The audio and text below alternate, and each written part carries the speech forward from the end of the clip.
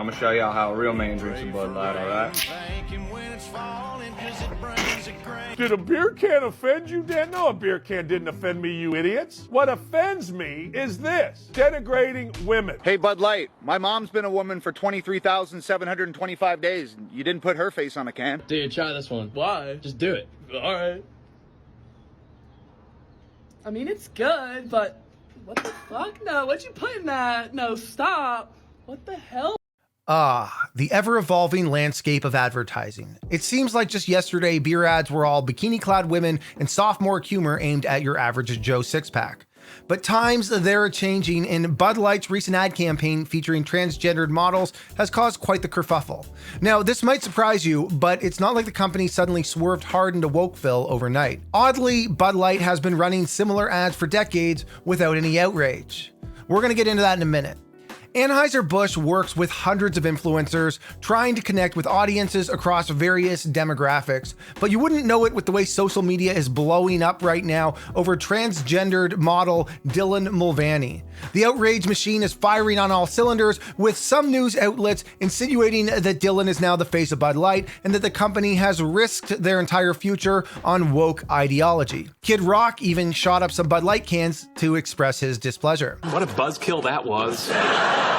Let's start with Bud Light. Known as a refreshing, easy-to-drink beer, Bud Light has held a significant position in the market ever since it was first introduced in 1982. As a lighter, less bitter alternative to Budweiser, it became the perfect companion for social occasions and appealed to a younger, more health-conscious customer. Yes, Bud Light's popularity has declined, but in that same breath, over the last 2 decades, we've seen an explosion of local craft beers and a newly forming seltzer market that is even more appealing for the calorie-conscious alcoholic. Back in the good old days, Bud Light's advertising campaigns consisted of Spuds MacKenzie, the Bull Terrier who was the life of the party, and the Real Men of Genius ads that had us all chuckling at our own stereotypes. But as time went on, the brand shifted its focus to the social aspect of bringing people together. And that's when the company started focusing on LGBTQ inclusive advertising. It all began in 1993 with the drag queen-centric Lady Nights commercials, and it continued with campaigns such as Labels Belong on Beer, Not People, and Be Yourself, just to name a few. The brand also celebrated marriage equality in the company's Bud Light Party commercial starring Seth Rogen and Amy Schumer, where 2 men are seen getting married. We could go on and cite over 100 more examples of Bud Light's history of working with the LGBTQ community, but I think you get the point. Being woke for Bud Light isn't something new. Do you mean woke? I did mean woke. If you haven't heard of Dylan Mulvaney, chances are you've ignored social media for the last week. This American actress, comedian, and TikTok sensation skyrocketed to fame during her gender transition journey, amassing nearly 11 million followers along the way.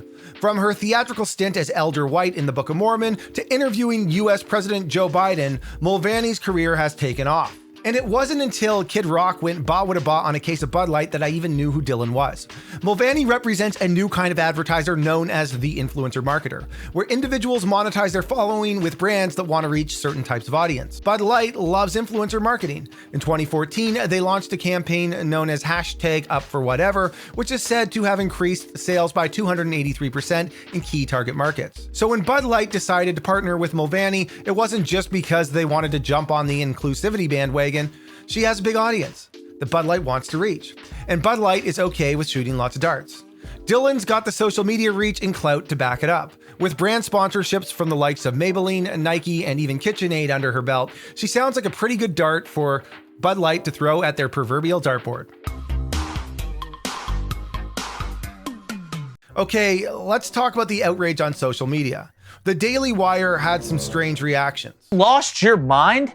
That's like if your biggest demographic was fat people and you were selling chocolate, you just decided to start selling lettuce one day. That analogy makes no sense.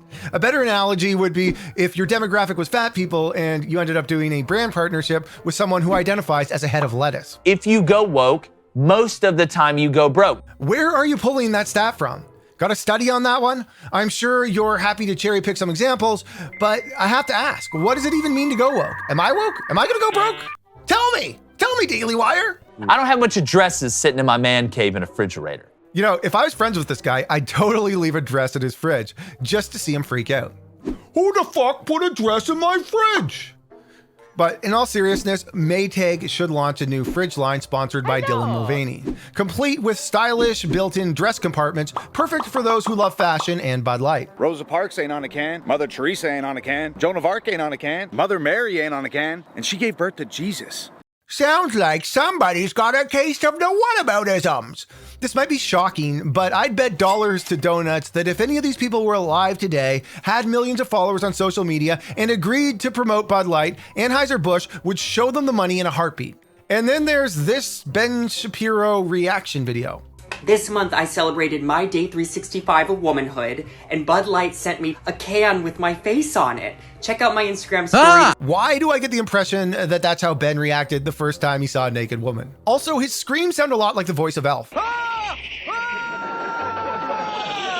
And then we got this guy. Man wearing cowboy hat and kiss shirt is afraid drinking Bud Light will make him gay. And then we got this guy. His recycling bin must feel so lonely. Joe Rogan thinks this whole thing is ridiculous and shouldn't be a big deal. And Travis Tritt reminisces about the last time he was relevant in the 90s and blames them Europeans who, let's face it, are pretty gay. I'm paraphrasing here.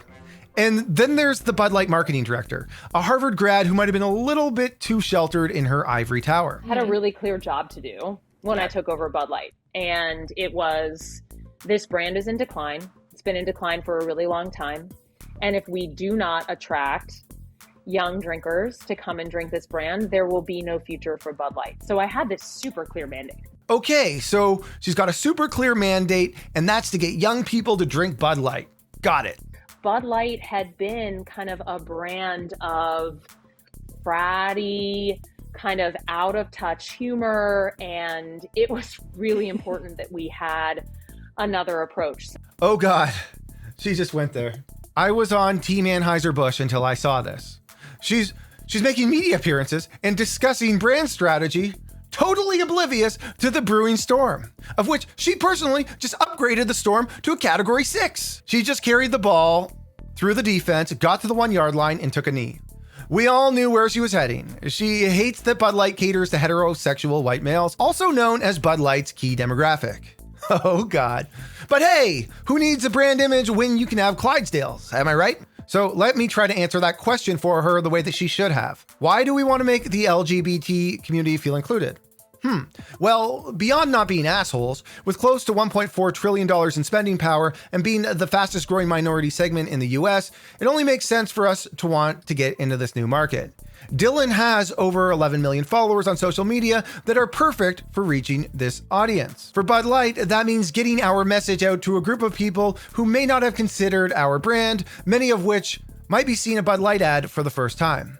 The numbers don't lie. Queer inclusive ads can increase sales by 40%. Look, we still love frat boys.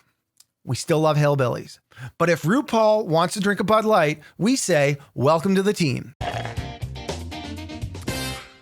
So of course, this director of marketing put Anheuser Busch in a pretty bad position where they're now suspending all influencer marketing until they sort out this mess. So let's wrap up our deep dive into the Bud Light Dylan Mulvaney saga. It's been quite the ride, hasn't it? But when you really think about it, would any of us have even known about this whole fiasco if it weren't for a few anti-wokesters making a fuss? You see, Bud Light simply hired a brand ambassador who posted a video on her own feed, which shouldn't have been a big deal, right? Well, it shouldn't have. Until the outrage machine kicked into high gear, that is.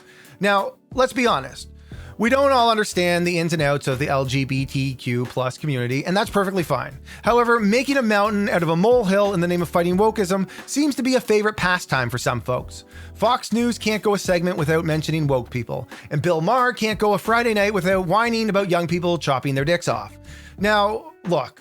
Bud Light's director of marketing made some, let's say, less than tactful comments that threw gasoline on the fire. But here's the thing, grumbling about wokeism on social media is like the new Gangnam Style.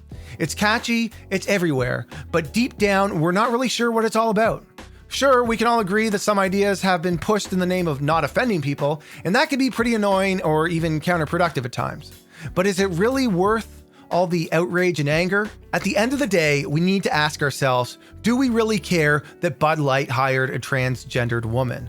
Or is it just another way for people to project their own insecurities and earn some social media brownie points for being outraged? Maybe it's time we all take a step back, Crack open a cold one and let the bubble settle. Because quite frankly, there are bigger fish to fry, or should I say, more beers to drink. Cheers, everybody. Move over, Mulvaney. Big Mama Small Cap's coming for your Nike deal.